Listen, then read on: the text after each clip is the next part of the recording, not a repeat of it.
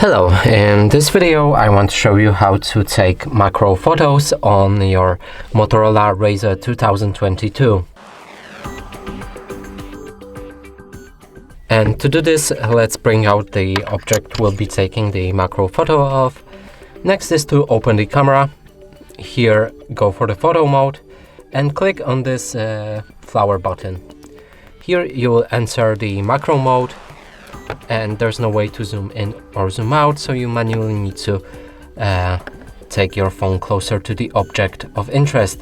Then click on the shutter button when you be ready to take the photo. Make sure that it's as stable as possible. And that's how you take macro photos.